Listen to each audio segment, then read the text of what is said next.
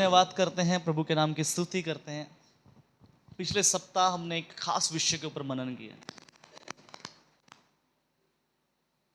एक बड़ा महत्वपूर्ण विषय था जिसके द्वारा मेरे और आपके जीवन के अंदर बहुत सी आशीषें आती हैं और हम उन आशीषों का आनंद उठाते हैं। एक बड़ा महत्वपूर्ण विषय हमने उसके ऊपर मनन किया था। कोई बता सकता है? यस, अधीनताई, सबमिशन, अधीनताई। एक बड़ा ही मुश्किल काम है ये। हालेलुया। ये कोई आसान काम नहीं है। अधीनताई या अधीन हो जाना, अधीन रहना, ये एक बड़ा मुश्किल काम है। It's very difficult. ये कोई आसान काम नहीं है। इस काम को करना हर किसी के, मतलब आप कह सकते हैं वश की बात नहीं है। बहुत सारे लोग इस जगह के ऊपर आकर कई बार अपने पेशेंस को खो देते हैं। वो अधीनताई के नीचे आ ही नहीं पाते। अधीन होना हमने सीखा था जब बात उम्र की आ जाए बीच में, जब सामने वाला व्यक्ति आपसे आयु में छोटा हो और उन हालातों के बीच में जब कभी हमें उन व्यक्तियों के अधीन रहना पड़ता है, तब ये और भी ज्यादा कठिन हो जाता है।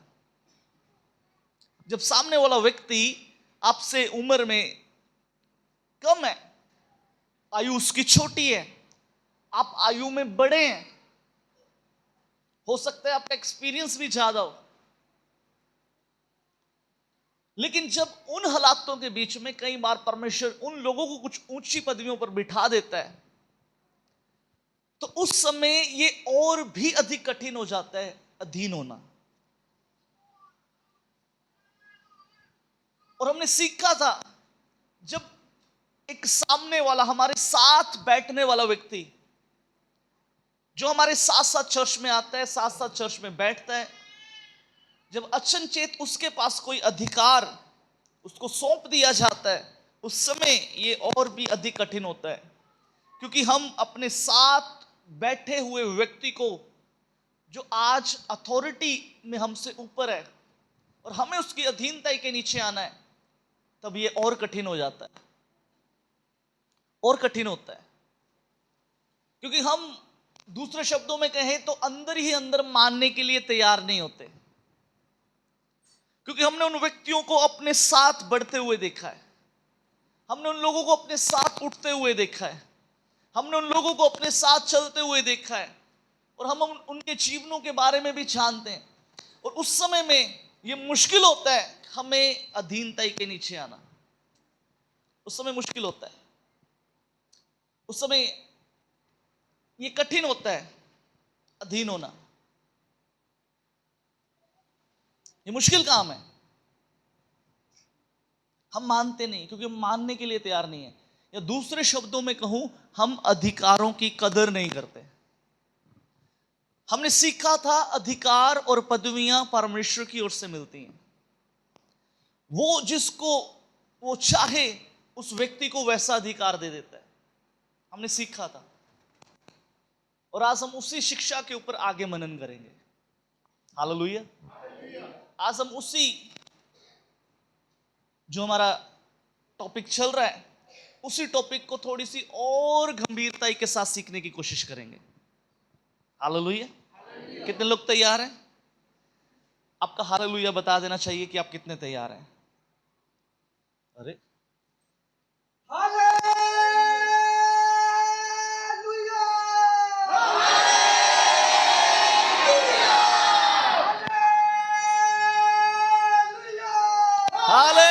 हालेलुया, आमेन। क्योंकि जब शिक्षा की बात आती ना, तो कई बार नींद साथ में आ जाती है। लेकिन मालूम, हमें शिक्षाओं के ऊपर भी मनन करना है, हमें सीखना है। हालेलुया। हम सब मिलकर आज सीखेंगे अधीनता के बारे में। चलिए मेरे साथ आप निकाल लीजिए उत्पत्ति की किताब,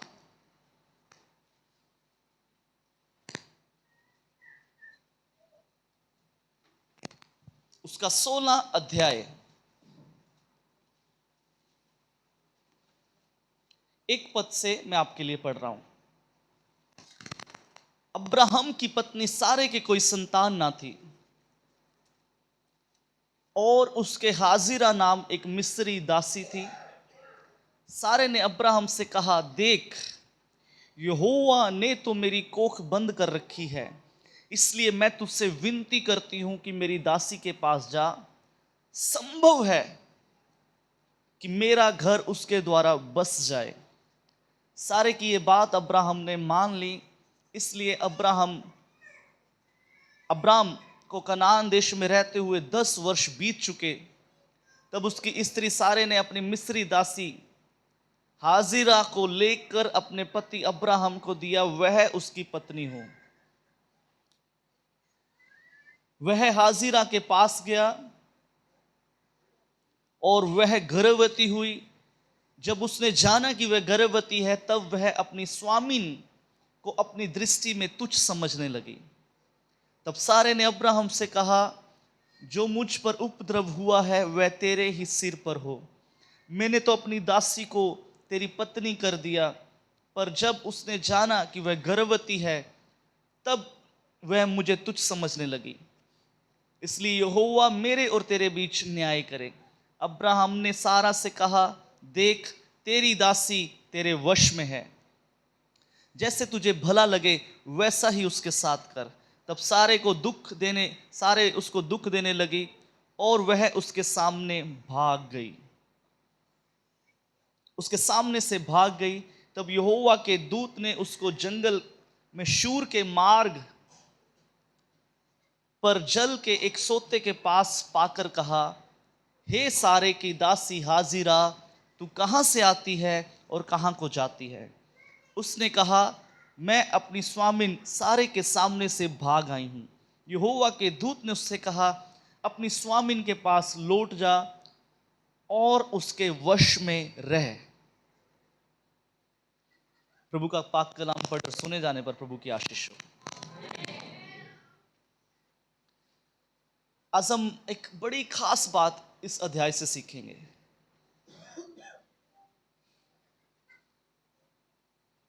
एक बड़ी महत्वपूर्ण बात जो बीते दिनों में प्रभु के आत्मा ने मुझे सिखाई, और प्रभु ने मुझे इस बात को सीखने में, पवित्र आत्मा ने मेरी मदद करी, और मैंने एक खास बात को इस अध्याय के बीच में से सीखा। ये बाइबल का वो अध्याय हमने बहुत बार पढ़ा है, इसको बहुत बार हमने इसके ऊपर मनन किया है, लेकिन आज इसके एक अलग फेस को यहां से हम कुछ सीखेंगे। एक पवित्र आत्मा ने जो बात मुझे इस अध्याय के बीच में से सिखाई, हम उस बात के ऊपर मनन करेंगे। हम अब्राहम की बात नहीं करेंगे, हम सारे की बात नहीं करेंगे, हम बात करेंगे आज हाजिरा के बारे में, और बात करेंगे परमेश्वर क्या चाहते हैं। बात करेंगे आज हम हाजिरा के जीवन से कुछ बातों को सीखने की कोशिश करेंगे। हम बीते दिनों में अधीनता के ऊपर काफी सीख रहे हैं। ये बड़ा एक मुश्किल काम होता है, अधीन होना बड़ा मुश्किल काम है। अधीन होकर किसी के साथ साथ चलना। उससे पहले कि वचन में आगे जाए, मैं सबसे रिक्वेस्ट करूंगा, कोई अपने स्थान से नहीं उठेगा प्लीज। कुछ समय के लिए हम प्रभु की उपस्थिति के बीच में आराम से बैठे, वचन को हम अपने अंदर जाने दें। कोई भी नहीं उठेगा।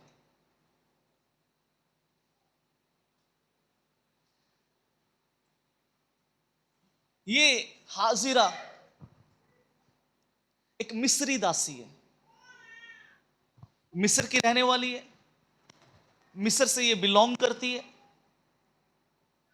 कुछ बाइबल के विद्वान इस प्रकार से कहते हैं, एक बाइबल की ट्रांसलेशन में एक मैं पढ़ रहा था, एक प्रभु के कुछ विद्वान लोग जो हैं बाइबल का अध्ययन करने वाले, उन्होंने इस प्रकार से कहा, हाजिरा का मायका मिस्र के अंदर है, ये मिस्र से बिलोंग करती है। और बाइबल इसका स्पष्टता से उत्तर देती है, क्योंकि ये मिस्री दासी है, ये मिस्र की रहने वाली है। और मिस्र के रहने वाले जो लोग हैं और जो प्रभु के लोग हैं, अगर उनके बीच में हम एक अंतर, मैं साधारण शब्दों में बात करूंगा, उनके बीच में, उनके रहन सहन में, उनके और परमेश्वर के रिश्तों में अगर अंतर रखें तो काफी अंतर पाया जाता है, काफी अंतर पाया जाता है। ये मिस्री लोग जो हैं, ये अन्य देवी देवताओं की आराधना करने वाले लोग हैं, लेकिन उस मिस्र के बीच में से परमेश्वर ने इस दासी को चुन लिया कि ये अब्राहम की पत्नी सारा उसकी दासी बनकर रहे। आज ध्यान से सीखना कुछ बातों को, कुछ गंभीर बातों को हम सीखने की कोशिश करेंगे। हमने पिछले संडे भी सीखा था दीनताई के ऊपर। ये दूसरे शब्दों में आप ये कह सकते हैं, ये एक भाग्यशाली बहन है, एक भाग्यशाली बहन है, क्योंकि परमेश्वर की योजना के अंतर्गत चलने, एक आप कह सकते हो अंतर्गत इसने चलना है आने वाले समय में, या आप दूसरे शब्दों में ये कह सकते हो, इसके लिए परमेश्वर के पास एक योजना है, ये कोई आम नहीं है। और जिसके पास परमेश्वर है और परमेश्वर के पास जिसके लिए योजना है, वो व्यक्ति आम हो ही नहीं सकता कभी। यानी आप ये कह सकते हैं, ये मिस्र में से उठाया गया इसको, और ये परमेश्वर के दास अब्राहम की पत्नी सारा की दासी है। ध्यान से सीखना, अब्राहम वो व्यक्ति है जिसको परमेश्वर अपना मित्र कहते हैं। अब्राहम का एक लेवल है, हालेलुया, अब्राहम का एक लेवल है, अब्राहम का एक, आप कह सकते हो, स्वर्ग का परमेश्वर सदोम और अमोरा को नाश करने से पहले अब्राहम से बात कर रहे हैं। आप सोच सकते हो अब्राहम का स्तर क्या होगा, उसका आत्मिक स्तर कैसा है। राजे महाराजे उस समय के अब्राहम को एक धनी व्यक्ति, एक भाग्यशाली व्यक्ति, और उसका आदर करते हैं वो आकर। आप सोच सकते हैं अब्राहम का स्तर क्या है। एक व्यक्ति, एक राजा हुआ है जिसने अब्राहम की पत्नी को अब्राहम से छीनकर अपने महल में रखा। परमेश्वर अब्राहम के कारण, परमेश्वर ने उसके ऊपर क्रोध प्रकट किया और उसने आसान भाषा में तो हाथ जोड़कर अब्राहम से कहा, तूने झूठ क्यों बोला कि ये तेरी बहन है। उसने आसान भाषा में बताऊं, हाथ जोड़कर अब्राहम को उसकी पत्नी वापस करी। परमेश्वर अब्राहम के लिए काम करता है, सीखना आज ध्यान से। यानी अब्राहम का एक स्तर है, अब्राहम एक, आप ये कह सकते हो उसका एक लेवल है। और इन सब चीजों के बाद ये मिस्री दासी अब्राहम के घर में, अब्राहम की पत्नी की दासी। और जब हम आगे चलते हैं, अब्राहम, हम जानते हैं अब्राहम के पास संतान नहीं है, और अब्राहम की संतान ना होने के कारण हाजिरा के मन के अंदर इस प्रकार से आया कि मेरी दासी हाजिरा के द्वारा संतान पैदा की जाए। अब्राहम ने उस बात को मान लिया, और बाइबल इस प्रकार से कहती है, हाजिरा के पास वो गया और हाजिरा गर्भवती हुई। लेकिन उसके बाद हाजिरा हाजिरा अब्राहम की पत्नी सारे को तुच्छ समझने लगी, तुच्छ समझने लगी। और जब ये तुच्छ समझती है, इसको सारा को क्रोध आया। ये अब्राहम से इसने वार्तालाप किया। अब्राहम कहते तेरी दासी तेरे वश में, जैसा तुझे लगे वैसा कर। लिखा वो उसको दुख देने लगी, और जब दुख इसके जीवन के अंदर आना शुरू हुआ, ये वहां से भाग गई, ये वहां से भागी।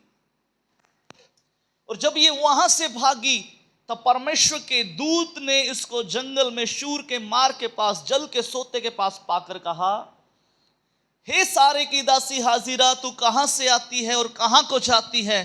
उसने कहा, मैं अपनी स्वामिन सारे के सामने से भाग आई हूं। यहोवा के दूत ने उससे कहा, अपनी स्वामिन के पास लौट जा और उसके वश में रह। ध्यान से सीखना। एक हिंदी के अनुवाद में इस प्रकार से लिखा है, यहोवा के दूत ने उससे कहा, अपनी स्वामिन के पास लौट जा और उसके वश में रह। लेकिन जब आप इंग्लिश का एक अनुवाद पढ़ते हो ना, बाइबल का एक इंग्लिश का अनुवाद आप पढ़ते हो, वहां पर इस प्रकार से लिखा है, the angel of lord said to her, go back to your mistress and submit humbly to her authority. Submit humbly, अपने आप को उसके अधीन कर दे, दीनताई के साथ, उसके अधिकार के नीचे। आप ये कह सकते हो परमेश्वर का दूत। थोड़ा सा और क्लियर कर देता हूं। पुराने नियम को जब आप बाइबल के पढ़ते हो, पुराने नियम के अंदर जहां पर परमेश्वर के दूत का आपको पढ़ने को मिलता है, वहां पर प्रभु यीशु मसीह की बात होती है, प्रभु यीशु मसीह की बात होती है। इसका एक सबूत और भी मिलता है, नए नियम को जब आप पढ़ते हो, नए नियम में यीशु मसीह के आने के बाद परमेश्वर के दूत का इस्तेमाल नहीं हुआ, उस शब्द का इस्तेमाल नहीं हुआ। ये आपकी नॉलेज के लिए मैं आपको बता रहा हूं। जहां पर पुराने नियम के अंदर जहां पर परमेश्वर के दूत की बात होती है, वो बात सीधी सीधी यीशु मसीह की ओर संकेत करती है, वो यीशु मसीह की ही बात हो रही है। यीशु मसीह, दूसरे शब्दों में ये आप कह सकते हो, यीशु मसीह इससे कह रहे हैं, अपनी स्वामिन के पास, अपनी मालकिन के पास लौट जा और सबमिट हम्बली, अपने आप को उसके अधीन कर। कैसे? दीनताई के साथ। अधीन होना है कैसे? दीनताई के साथ, और उसके अधिकार के नीचे आ जा। हमने सीखा था, दीनताई से अधीनताई आती है। जो व्यक्ति दीन नहीं है, वो व्यक्ति अधीन नहीं हो सकता। हालेलुया। अधीन होने से पहले आपको दीन होना पड़ता है। और मैं हमेशा कहता हूं, दीनताई और अधीनताई ये ऐसा इत्र है जो परमेश्वर को आपकी ओर आकर्षित करता है। ये कैसा इत्र है जो परमेश्वर को आपकी ओर आकर्षित करता है? अब यीशु मसीह से कह रहे हैं। एक इंग्लिश के और अनुवाद में लिखा है इस प्रकार से,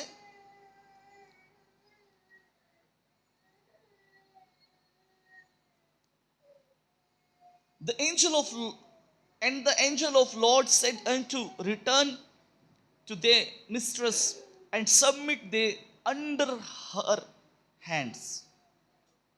अपने आप को उसके हाथ के नीचे कर दे, अपने आप को उसके हाथ के नीचे कर दे।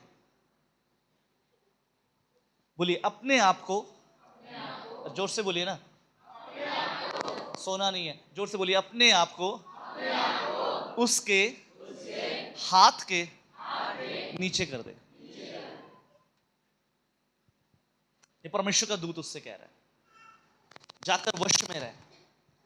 कई बार ना जब वश में रहने की बात आती है ना, हम वश में रहना गुलामी को समझ लेते हैं। वश में रहना हम समझते हैं गुलामी है। हर किसी के पास मौलिक अधिकार है, हर कोई अपनी मर्जी से जी सकता है, हर किसी के पास अपना अधिकार है, अथॉरिटी है। लेकिन बाइबल का जो सिद्धांत है, बाइबल का जो नियम है, वो संसार, मैं आपसे ये कहना चाहता हूं, बाइबल की जो शिक्षा है वो संसार की शिक्षा से बिल्कुल परे है। ऑपोजिट आप वर्ड यूज कर सकते हैं, परे है वो। बाइबल की शिक्षा संसार की शिक्षा से अलग है। संसार में लोग आपको कहेंगे हर किसी के पास फ्रीडम है, लेकिन बाइबल कहती है, बाइबल का सिद्धांत कहता है अधीनता ही के अंदर ही आशीष है। बाइबल का सिद्धांत इस प्रकार से कहता है। जिस यीशु की यहां पर बात हो रही है ना, वो यीशु जब पृथ्वी पर आया ना, वो अपने पिता के इतना अधीन रहा, इतना अधीन रहा, एक समय में कहता है पिता हो सके तो ये प्याला मेरे जीवन से हट जाए, लेकिन मेरी नहीं तेरी मर्जी पूरी हो। ये अधीनता को दर्शाता है। चलिए आगे चलते हैं। वश में रह, वश में रह। वश में रहना यहां पर गुलामी नहीं है, गुलामी नहीं है। आज हम कुछ बातों को सीखने की कोशिश करेंगे। हम बात कर रहे थे अब्राहम के स्तर की, हम बात कर रहे थे अब्राहम के स्तर की। पिछले संडे में हमने स्तर को बीच में ऐड किया था, एक लेवल को ऐड किया था, यीशु मसीह और यूहन्ना के लेवल को। यहां पर हाजिरा और जो स्तर अब्राहम का है, अब्राहम की पत्नी का है, उनमें एक अंतर है, उनमें एक अंतर है। दासी, दासी का अर्थ मालूम क्या होता है? अरे बोलो, जोर से बोलो ना। सोने वाले बोलेंगे हालेलुया। अगर आप जाग रहे हैं तो बताओ ना दासी का अर्थ क्या होता है। बताइए दासी किसको बोलते हैं? अरे जोर से बोलो। कैसे लोग हैं आप? जोर से बोलिए। हाँ जी, दासी किसको बोलते हैं? ओ जोर दी बोलो। कितने लोग उपवास में उपवास में है ना, तो थोड़ा और जोर से बोलना चाहिए। दासी किसको बोलते हैं? नौकरानी को। हालेलुया। अब मालिक और नौकर का कोई मेल जोल है? प्लीज आप बच्चों को उठा लें, बाहर ले जाएं, पीछे खड़े हो जाएं। थोड़ा सा प्लीज आप कोऑपरेट करें। जब बच्चा रोता है पीछे चले जाएं। मुझे इस समय शांति चाहिए ताकि हम वचन को अच्छे से सीख पाए। इसको डांट नहीं समझना। नौकरानी, अब मालिक और नौकर का क्या मेलजोल है? हाँ जी, आगे देखिए ना, मालिक और नौकर का क्या मेलजोल है? कोई है मेलजोल? कई बार ना जब स्तर की बात आती है ना, जिस स्तर के लायक हम नहीं होते ना, जो स्तर पे हम कभी पहुंच नहीं सकते, जिस स्तर के लायक मैं और आप कभी है ही नहीं, जब परमेश्वर किन्हीं के कारण, किन्हीं लोगों के कारण हमें बढ़ाता है। ध्यान से सीखना। आज सारा का स्तर है, हाजिरा को कोई स्तर नहीं है। हाजिरा का कोई स्तर नहीं है। हाजिरा का कोई स्तर नहीं है।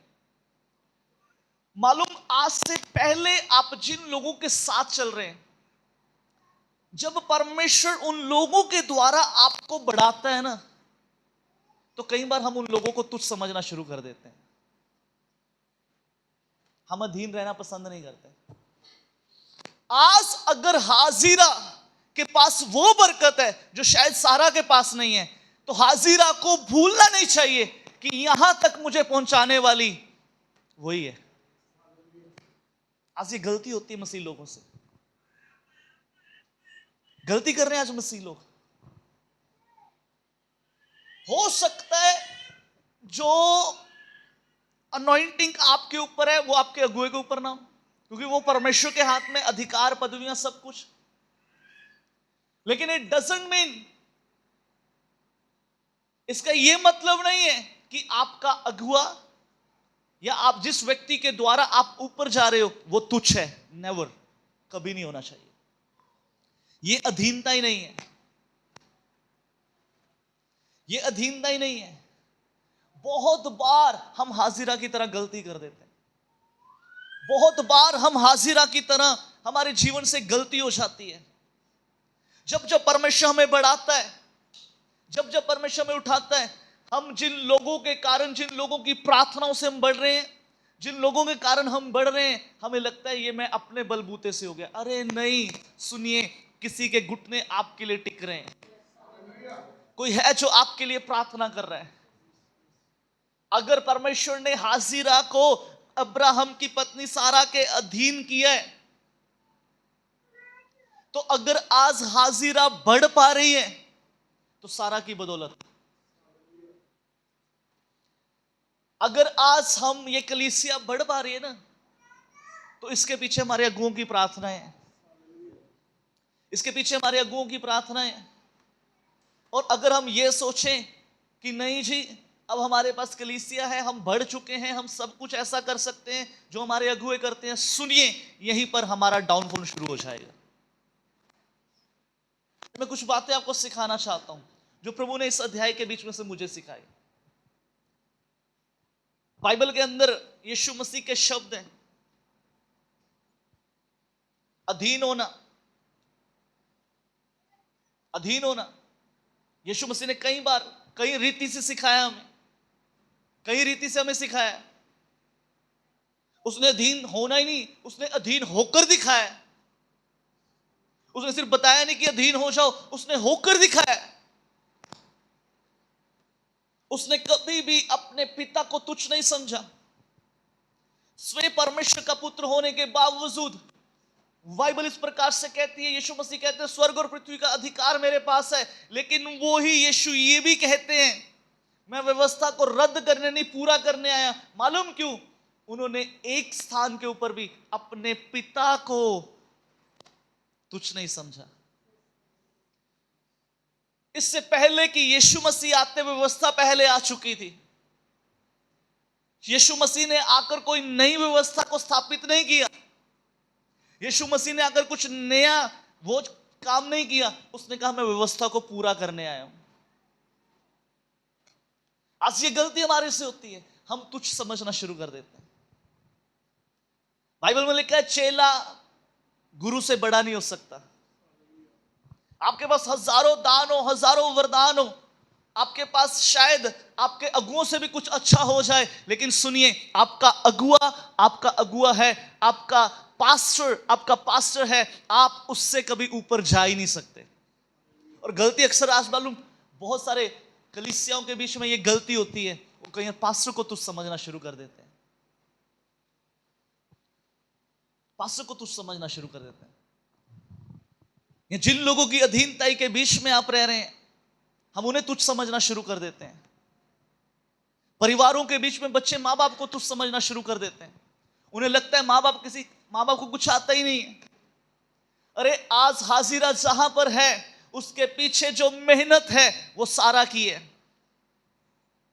आज बच्चों, आप जहां कहीं भी जिस स्तर के ऊपर आप हैं ना, हमेशा याद रखें, आप ऐसे इतने बड़े स्वर्ग से नहीं फेंक दिए गए थे। किसी ना किसी की मेहनत है। हर रोज कोई आपको उठाकर गोद में घूमता है, हर रोज कोई आपके लिए मेहनत कर रहा है, हर रोज मेहनत करता है। कभी तुच्छ मत समझिए अपने माँ बाप को, कभी तुच्छ मत समझिए अपने अगुओं को, कभी तुच्छ मत समझिए अपने लीडर्स को जो आपकी अगुवाई करते हैं। आज हाजिरा यही गलती कर रही है। हाजिरा भूल चुकी है, हाजिरा भूल चुकी है, वो सारे को तुच्छ समझती है। आप अगर किसी सामने वाले को तुच्छ समझ रहे, अगर आप सामने वाले को तुच्छ समझ रहे हैं और आप कहें आप अधीन हैं, ऐसा हो ही नहीं सकता, हो ही नहीं सकता, हो ही नहीं सकता। बाइबल में इस प्रकार से लिखा है, पत्नियों, हे पत्नियों, अपने अपने पति के अधीन रहो। आज क्यों जरूरी है? क्यों बाइबल इस चीज के ऊपर जोर देती है? क्यों बाइबल इन चीजों के ऊपर जोर देती है? आज मालूम, अधीन होना किसी को पसंद नहीं है। हमें लगता है मैं भी आजाद हूं, मेरे पास भी फ्रीडम है, मेरे पास भी आजादी है। किसी के कहने में आना ये बड़ा मुश्किल है। किसी के कहने पर कोई बातों को करना, कुछ कामों को करना, ये बड़ा मुश्किल है। आज चर्चिस के अंदर जब सेवकाइयों में आप हैं, यदि आप सेवकाई कर रहे हैं और आप सामने वाले को तुच्छ समझ रहे हैं, माफ कीजिएगा, आपको ऐसी सेवकाई का कोई प्रतिफल नहीं मिलेगा।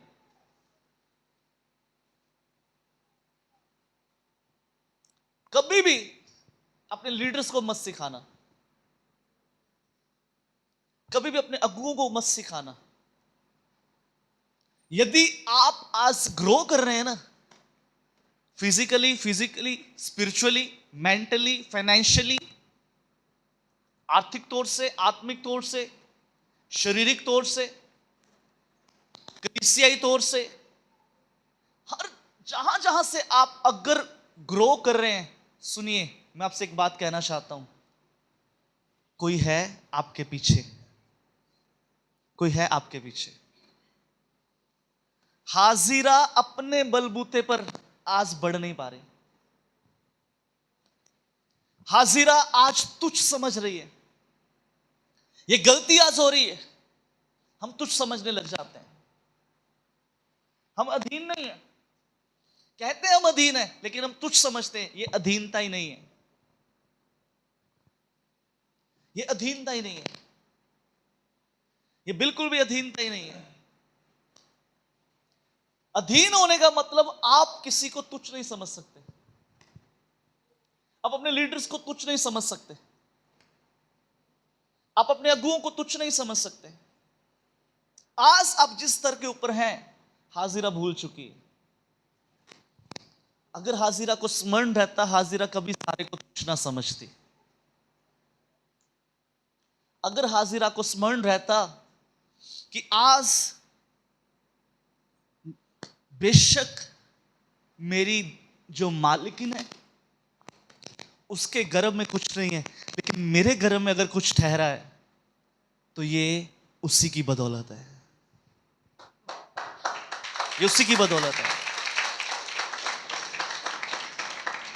ये बड़ा जरूरी है, ये बड़ा जरूरी है। कई बार हम हाजिरा की तरह ना एकदम ऊपर को उठ जाते हैं। हमने एक इंग्लिश के अनुवाद में पढ़ा, submit to her hand, submit under her hands, submit under her hands. सुनिए, एक बात और सिखाता हूं, बाइबल में लिखा है परमेश्वर के बलवंत हाथ के नीचे दीनताई के साथ रहो। यहां पर लिखा है सबमिट अंडर हर हैंड्स। मालूम, आपके अगुओं के हाथ, अब ध्यान से सीखना, एक बात बड़ी गहराई की बात सिखाना चाहता हूं, एक बड़ी गहराई की बात आपको सिखा रहा हूं। बाइबल में लिखा है परमेश्वर के बलवंत हाथ के नीचे दीनताई से रहो। सुनिए, परमेश्वर के बलवंत हाथ के नीचे कैसे रहो, कैसे रहो। अब यहां पर यीशु मसीह कह रहे हैं अपनी स्वामिन के हाथ के अधीन आ जा, लेकिन बाइबल कहती है परमेश्वर के हाथ के नीचे। अब सीखने वाली बात है, सीखने वाली बात है।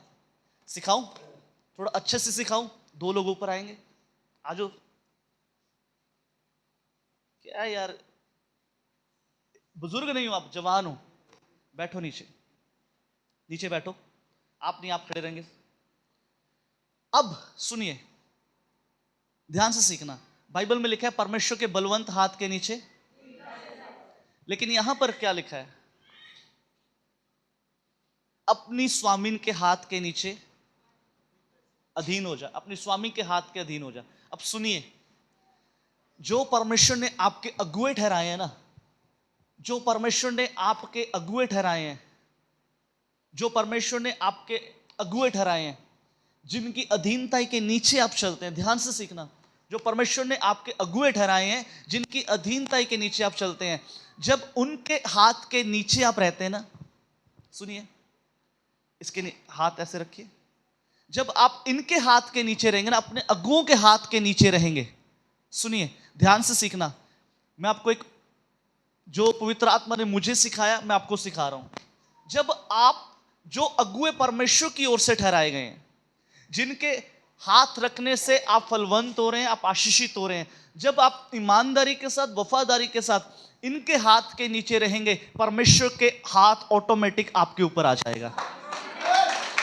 हालेलुया। परमेश्वर का हाथ ऑटोमेटिक आपके ऊपर आ जाएगा। हालेलुया। यानी अगर आप अगुओं के हाथ के अधीन हैं, यदि आप एक अच्छी अधीनताई के नीचे हैं, यदि आप ईमानदारी से अधीनताई के नीचे हैं, यदि आप वफादारी के साथ अधीनताई के बीच में हैं, यदि आप अपने अगुओं को तुच्छ नहीं समझते हैं, सुनिए, जब जब परमेश्वर के सेवकों का हाथ आपके ऊपर होगा, ऑटोमेटिक आप परमेश्वर के सेवकों के हाथ के नीचे नहीं, आप स्वयं परमेश्वर के हाथ के नीचे हैं। Hallelujah, hallelujah, hallelujah. बाइबल में लिखा है, बाइबल में लिखा है, मूसा हाथ उठाता है, इस्राएली जीत जाते हैं। अब मूसा के हाथ में चंगाई थोड़ी है, अब मूसा के हाथ में जीत थोड़ी है। बेशक शारीरिक तौर से हाथ मूसा का है, लेकिन उस मूसा के हाथ में से परमेश्वर का हाथ है जो आपको जिताता है। Hallelujah, hallelujah. जीत यानी मूसा के हाथ में नहीं है, जीत परमेश्वर के हाथ में है, लेकिन जरिया परमेश्वर मूसा को ही बनाएगा। जब जब मूसा के हाथ खड़े होंगे, आप जीतते जाएंगे, आप बढ़ते जाएंगे, आप फलवंत होते जाएंगे, आपको बढ़ने से कोई नहीं रोक सकता। हालेलुया। लेकिन गलती मालूम क्या करते हैं, हम तुच्छ समझने लग जाते हैं, तुच्छ समझने लग जाते हैं। मैंने बहुत सारे लोगों को देखा है, प्रभु के सेवकों के साथ मजाक कर देते हैं। सुनिए, खुदा के सेवक आपके साथ करें ना करें अलग बात है, अपनी लिमिट्स को हमेशा याद रखिए। अगर वो खुदा का सेवक है ना, वो कोई आम व्यक्ति नहीं है, आम व्यक्ति नहीं है। क्यों परमेश्वर ने कहा जा जाकर उसके वश में रहे, जा जाकर उसके वश में रहे, जा जाकर उसके वश में रहे। ये गुलामी नहीं है, क्योंकि यीशु जानते हैं, परमेश्वर जानते हैं, अगर हाजिरा बढ़ पा रही है तो सारा की बदौलत बढ़ पा रही है। अगर दासी को एक मालकिन के लेवल का स्तर मिल रहा है, सुनिए, इसमें दासी की कोई काबिलियत नहीं है। समवन इज वॉचिंग, कोई देख रहा है। क्या देख रहा है? उसकी दासी की दृष्टि उसके ऊपर है, और जब दासी की दृष्टि उसके ऊपर है, सुनिए, परमेश्वर की दृष्टि ऑटोमेटिक उसके ऊपर है। ये अब्राहम और सारा पता कौन है? इनके साथ परमेश्वर के वायदे हैं, इनके साथ परमेश्वर के वायदे हैं, इनकी संतानें वाचा की संतानें हैं। ये कोई आम व्यक्ति नहीं है, ये कोई साधारण लोग नहीं है। जी चले जाए। आज बड़ा जरूरी है, हमें तुच्छ नहीं समझना, हमें तुच्छ नहीं समझना, हमें तुच्छ नहीं समझना अधिकारों को, हमें तुच्छ नहीं समझना। 10 आयत पढ़ रहा हूं, और यहोवा के 9 आयत पढ़ के 10 पढ़ रहा हूं। यहोवा के दूत ने उससे कहा, अपनी स्वामिन के पास लौट जा और उसके वश में रहे। और यहोवा के दूत ने उससे कहा, मैं तेरे वंश को बढ़ाऊंगा। कब? यहोवा के दूत ने उससे कहा, मैं तेरे वंश को बढ़ाऊंगा। मालूम कब? इससे पहले कि वंश बढ़ाया जाए, तुझे वापस जाना पड़ेगा, तुझे अथॉरिटी के अधीन आना पड़ेगा। सुनिए, जब जब आप बढ़ना चाहते हैं, अगर आप बढ़ना चाहते हैं, आपको एक ही काम करना पड़ेगा जो अभी मैंने बताया, अपने अथॉरिटीज के अधीन रहना पड़ेगा। जितना आप अधीन होते जाएंगे, जितना आप दीन होते जाएंगे, दूसरे शब्दों में कहूं, उतना आप बढ़ते जाएंगे, बढ़ते जाएंगे, बढ़ते जाएंगे, बढ़ते जाएंगे, बढ़ते जाएंगे, और एक आपसे द्वारा परमेश्वर एक बड़ी जाति का निर्माण कर सकता है। Hallelujah, hallelujah. यहोवा के दूत ने उससे कहा, अपनी स्वामिन के पास लौट जा और उसके वश में रह, और मैं तेरे वंश को बढ़ाऊंगा, यहां तक कि बहुतायत के कारण उसकी गिनती ना हो सकेगी। आमीन। आज मालूम, यदि आप चाहते हैं ना, यदि आप चाहते हैं आपकी आशीषों की गिनती ना हो सके, अनकाउंटेबल आपकी ब्लेसिंग्स हो, सुनिए, आपको अधीन होना पड़ेगा, आपको सबमिशन के नीचे आना पड़ेगा। दूसरे शब्दों में कहूं, आपको वश में रहना पड़ेगा, आपको वश में रहना सीखना पड़ेगा, आपको अपनी मर्जियां छोड़नी पड़ेंगी। हालेलुया। कई बार ना हम सलाह पहले करते हैं, बाद में प्रभु के सेवकों को बताते हैं, फंसी ये हो गया है। और जब नुकसान होता है ना, तब नहीं हम फिर कहते हमने तो पूछा नहीं था, बताया था। कभी अपनी मर्जी मत करें। यदि आप अथॉरिटीज के अधीन हैं, यदि आपके ऊपर अगुए हैं ना, तो उस काम को करें जो वो कहते हैं। हमने अपने जीवन में देखा है, जिस दिन से हम प्रभु के सेवक की अधीनता के नीचे, उस दिन से हमने बढ़ना सीखा है। परमेश्वर आत्मिक रीति से बढ़ाता है, परमेश्वर शारीरिक रीति से बढ़ाता है, परमेश्वर हर रीति से बढ़ाता है। लेकिन शुरुआत आपको करनी पड़ेगी, आपको अधीन होना पड़ेगा। क्या होना पड़ेगा? अरे जोर से बोलिए ना, क्या होना पड़ेगा? अरे जोर से बोलिए, अधीन होना पड़ेगा। आज मैं आपको बड़ा ना सहज के साथ सिखा रहा हूं, ताकि आप सीख जाएं अधीनता के महत्व को, सीख जाएं। ये बहुत जरूरी है, इसके पीछे बड़ी ब्लेसिंग है। स्वर्गदूत कहते हैं मैं तेरे वंश को बढ़ाऊंगा, आज चाहते हो ना वंश बढ़े? अधीन हो जाए पहले, अपनी मर्जी छोड़ दें। आप चाहते हैं आपकी बरकतें गिनी ना जा सके? अधीन हो जाएं। सबसे पहले अधीन हो जाएं।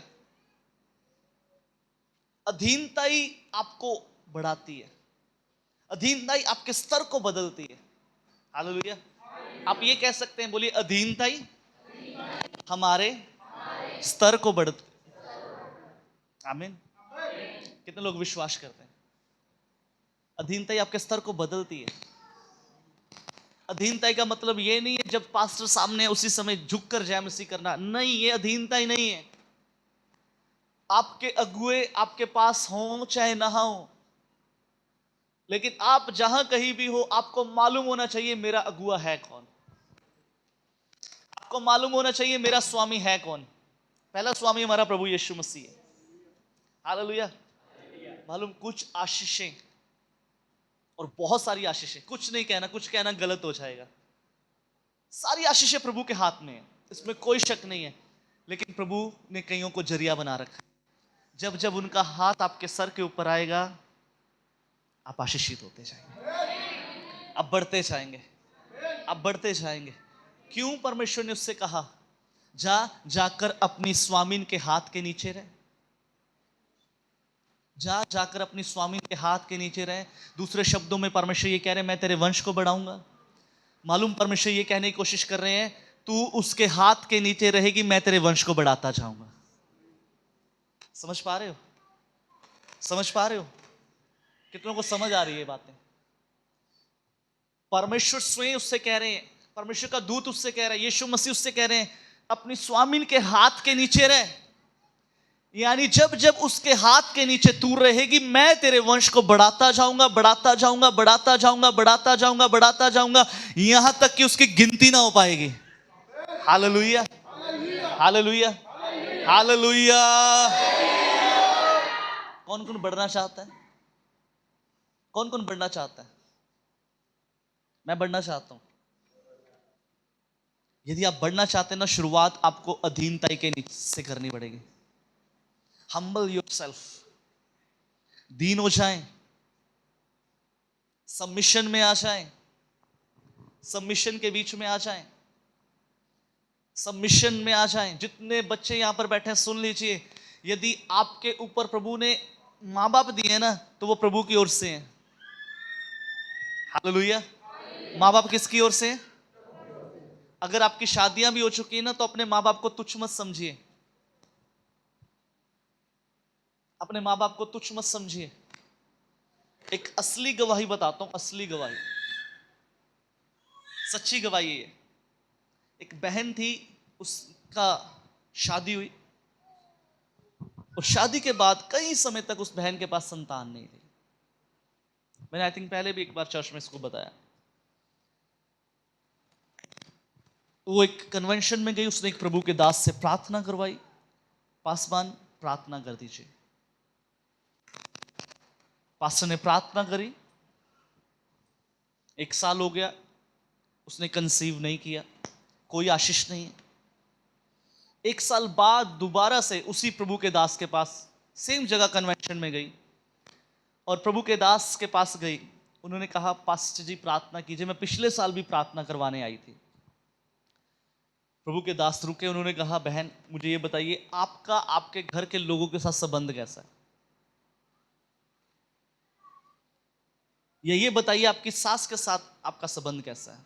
उसने कहा पासवान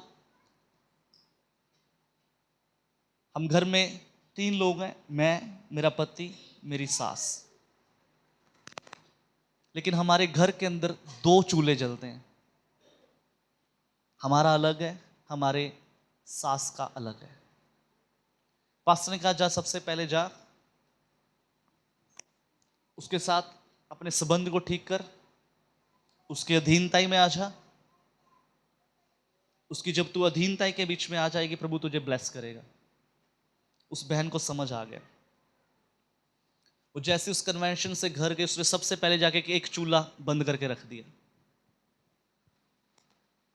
और उसने अपनी सास के पास गई और सास के पास जाकर उससे क्षमा मांगी, रोई, और उस सास को उसने खाना जब परोसा ना, उसकी सास के मुंह से शब्द निकले परमेश्वर तुझे बेटे की आशीष दे। और मालूम जब वो अगली बार कन्वेंशन में गई, वो प्रभु के दास से प्रार्थना करवाने नहीं, उस गवाही को साथ में लेकर गई, उस गवाही को साथ में लेकर गई। मालूम सम टाइम हम ना तुच्छ समझते हैं, हम तुच्छ समझते हैं, अरे नहीं तुच्छ नहीं है, आपके ऊपर परमेश्वर ने उन्हें नियुक्त किया है। अगर नियुक्त ना करना होता, परमेश्वर हाजिरा को कभी भी अब्राहम के घर में ना ठहराते, वो मिस्र में ही रहती। बाइबल के अंदर हम पढ़ते हैं रूत के बारे में, हजारों बार हमने रूत के बारे में सुना है, बाइबल के द्वारा हजारों बार प्रभु के सेवकों से सुना है। अरे अगर वो बहन अधीन ना होती, कभी भी रूत का जिक्र बाइबल के बीच में ना आता। रूत के साथ नाओमी की एक और बहू है, रूत के साथ साथ और बात छोड़कर चली गई, चाहती तो वो भी अधीन हो सकती थी। रूत के शब्द मालूम क्या है? तेरे लोग मेरे लोग, तेरा परमेश्वर मेरा परमेश्वर, जहां तू जाएगी वहीं मैं जाऊंगी, जहां तुझे मिट्टी दी जाएगी वहीं पर मुझे दी जाएगी। मालूम ये क्या दिखाता है? ये अधीनता को दिखाता है। आज मालूम परिवारों के अंदर जो सबसे ज्यादा गड़बड़ियां हैं वो इन्हीं जगहों के ऊपर है। परिवारों के अंदर हम अधीन नहीं होने चाहते। आज सास बहू की परिवारों के अंदर नहीं बनती, ना तो सास नाओमी बनने के लिए तैयार है, ना बहू रूत बनने के लिए तैयार है, लेकिन बरकतें सास और नाओमी और रूत वाली चाहिए।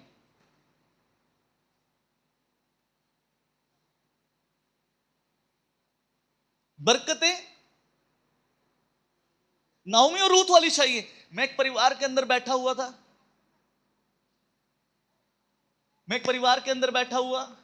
मैं, मेरी पत्नी, मेरी मम्मी, वो परिवार के लोग कह रहे पास्टर जी प्रार्थना करो, अब इस लड़के की मम्मी से काम नहीं होता है, रोटियां नहीं, सीधे शब्दों में उन्होंने बोला अब इनसे रोटी नहीं बनती, अब इस लड़के की शादी कर दें। मैंने उनको नहीं जवाब दिया, लेकिन मैंने अपने मन में यह कहा फिर काम वाली ले आओ ना, रोटी बनवानी तो आप किराए पे किसी को रख के भी रोटी बनवा सकते हैं। आज हमारी सोच ना संसार की सोच के साथ मैच हो रही है। हम बहुओं को वैसे एक्सेप्ट ही नहीं कर रहे, हम बहुओं को बहू ही बना के बैठे हुए हैं, कहते हैं बेटी लेकर आए, माफ कीजिएगा, समझने की जरूरत है।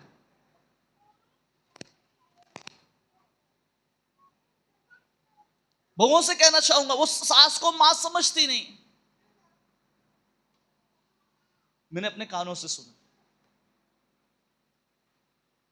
एक भाई अपनी पत्नी से कह रहा है वो तेरी मां है, कहने मां वाले काम भी ता करे। मालूम, आज हम इसको हाथ में लिए हुए हैं, लेकिन जो ये कह रहा है उसके अधीन नहीं है। हम अपने रिश्तों के अधीन नहीं है, हम अधीन नहीं है, हम अधीन नहीं है। हम मालूम क्या कहते हैं, जो मेरे साथ हुआ है मैं आगे करना है। मालूम, गलत के ऊपर गलत बीज बोई जा रहे हैं, बोई जा रहे हैं, बोई जा रहे हैं, बोई जा रहे हैं। जरा सोच के देखिए, किन के लिए आप बीज बो रहे हैं? क्या कटनी आप काटेंगे? क्या आप प्रभु के सामने, प्रभु के न्याय सिंहासन के सामने किस फेस को लेकर खड़े होंगे? सारी उम्र हाथ में बाइबल उठा ली, सारी उम्र चर्च में चले गए, सारी उम्र हमने रूत और नाओमी का प्रचार सुना, लेकिन रूत और नाओमी का एक भी गुण हमारे अंदर नहीं है। हम अधीन नहीं होना चाहते, हम अधीन नहीं हो रहे, हम अधीन नहीं हो रहे। अरे बहु दिक्कत में सास खड़ी हो जाए, कोई बात नहीं, मैं खड़ी हूं, तो चल आगे। जब आप ऐसे खड़े हो जाएंगे ना, सुनिए, स्वर्ग का परमेश्वर आपकी ओर झुक जाएगा और आपको आशीषित करेगा, इतना आशीषित करेगा, इतना आशीषित करेगा, आप फलवंत होते जाएंगे, फलवंत होते जाएंगे, फलवंत होते जाएंगे, फलवंत होते जाएंगे। खड़े हो जाएं, खड़े हो जाएं। कोई बात नहीं, अगर अभी तक आपकी बहू का जीवन नहीं बदला, सुनिए, 4 लोगों को फोन कर करके मत बताएं। वही 4 लोगों को बताने की बजाय अगर घुटने स्वर्ग के परमेश्वर के सामने झुक जाएं। मालूम, रूथ श्रापित परिवार से आती थी। मैंने बहुत बार बताया, 10 पीढ़ियों तक श्राप है, 10 पीढ़ियों तक श्राप है, लेकिन सास के अधीन रही। परमेश्वर ने उसकी जगह चेंज करी, सिर्फ जगह ही नहीं चेंज करी, उसकी नाम धराई को भी दूर कर दिया, उसकी नाम धराई को दूर कर दिया। बाइबल के अंदर उसके नाम की किताब हम पढ़ते हैं, बाइबल के अंदर रूथ के नाम की किताब पढ़ रहे हैं।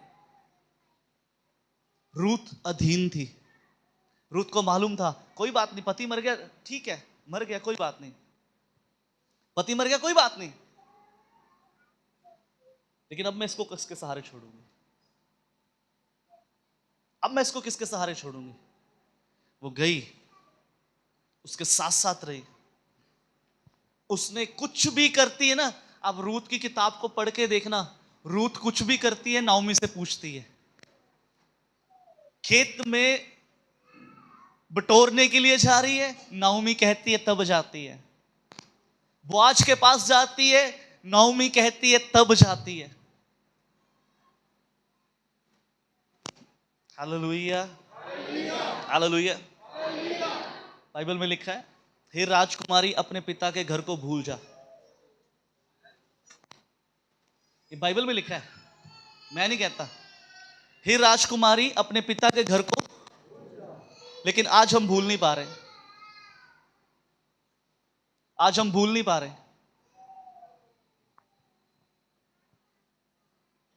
आज घर में कुछ बात होती है, सबसे पहले फोन हम अपने घर में करते हैं, माफ कीजिएगा, इसके अधीन आ जाएं, इसके अधीन आ जाएं।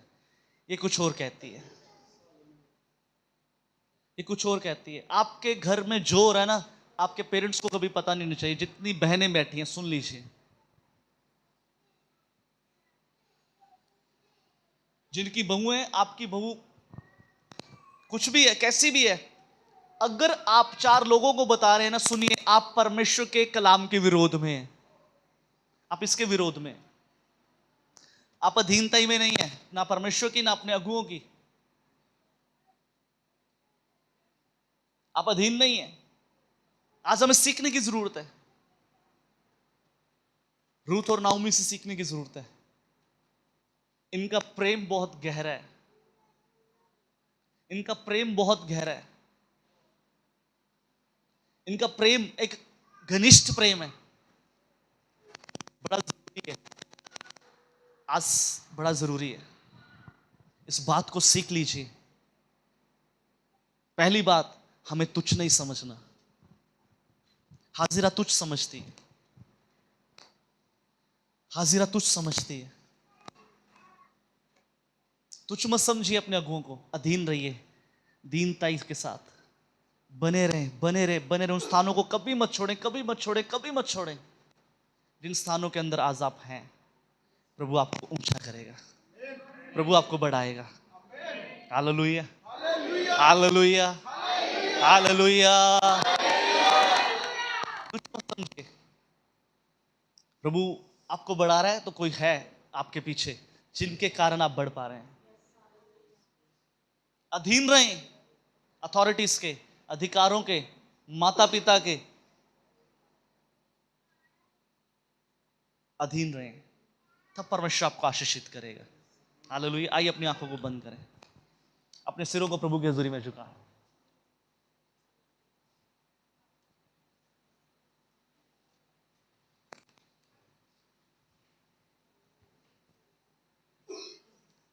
स्वर्ग में विराजमान प्रभु, हम आपकी हजूरी में झुक जाते हैं। प्रभु आज हमने फिर से सीखा है अधीनताई के बारे में। आज प्रभु अनुग्रह दें पिता परमेश्वर, अपने लोगों को उस अधीनताई के नीचे आने के लिए, ताकि प्रभु आपके लोग बढ़ सके, फलवंत हो सके, और इनकी आशीषें इतनी हो कि वो गिनने पर भी गिनी ना जा सके। प्रभु ऐसा अनुग्रह प्रभु आप करें, ऐसी आशीषें प्रभु आप अपने लोगों को दें। आज से प्रभु ये कलीसिया अधीनताई के मतलब को, अर्थ को समझने पाए, और प्रभु ये हर रोज अपने आप को चेक करे कि मैं अभी तक कितना अधीन हूं। आज से प्रभु ये फलवंत होने पाए। हाजिरा की तरह प्रभु आज जब आपने हम में से हर एक के साथ बात करी है, प्रभु होने दे हाजिरा की तरह हमें अनुग्रह दें, हम वापिस जाएं, अधीन रहें। आपकी उपस्थिति प्रभु हमारे साथ होने पाए। यीशु नाम से प्रार्थना मांगते हैं और पा लेते हैं। आमीन, आमीन, आमीन।